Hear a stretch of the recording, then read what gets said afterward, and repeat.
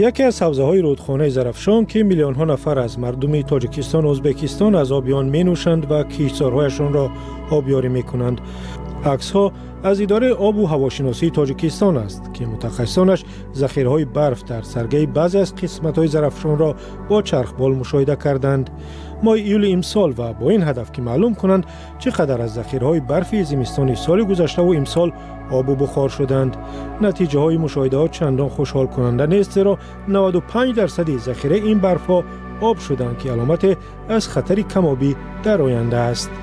این بسیار بد است، یعنی تاثیر منفی خود را میگذارد، چون که اگر که برف‌های موسمی یعنی در دوره تابستان در اول آغاز فصل تابستان از بین روند، الکی آبشوی پیریخ‌ها بیشتر می‌گردد و در آینده می‌تواند که به یعنی ریجه دریاها یعنی جاری شوی آب تاثیر منفی گذارد. عاقبت بدی دیگر به گفته متخصص در فصل گرما به آب ماندن مردم دهات است که در کنار شاخه‌های خرد و میانه رودخانه‌های بزرگ مثل زرافشان زندگی می‌کنند. بیشتر دریاچه‌هایی که در حدود جمهوری تاجیکستان هستند، یعنی بیشتر دریاچه‌های خرد، آنها به واسطه سرچشمه پیدایش آنها این برف‌های موسمی است.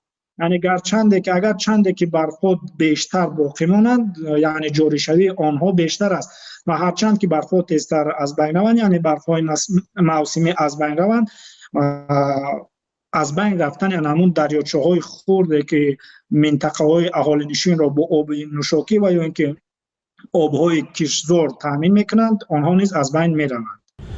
اگرچه امسال 95% ذخیره‌های برفی موسمی بعضی از قسمت‌های حوزه زرافشان آب شدند، اما در مقایسه با سال‌های پیشین احوال بهتر بوده است، زیرا سال‌های گذشته تا 97 یا 98% این ذخیره‌ها آب و بخار می‌شدند.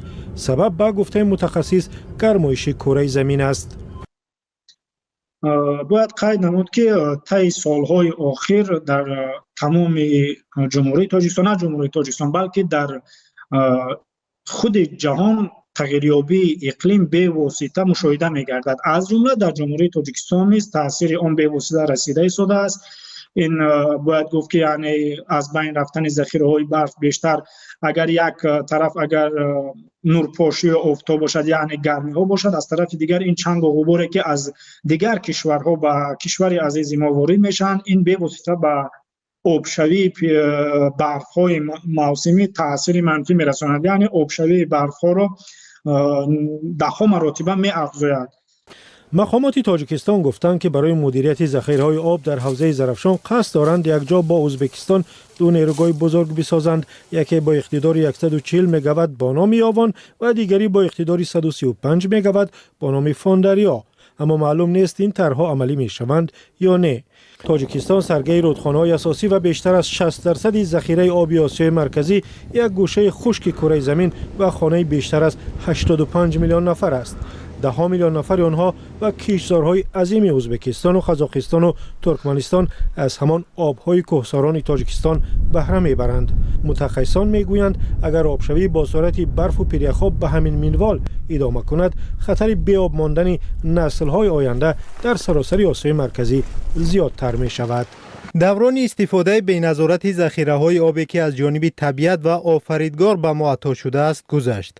همه کشورها و تمام ساکنان آسیای مرکزی باید به استفاده صرفه‌جویانه این ثروت بی‌بها بگذرند.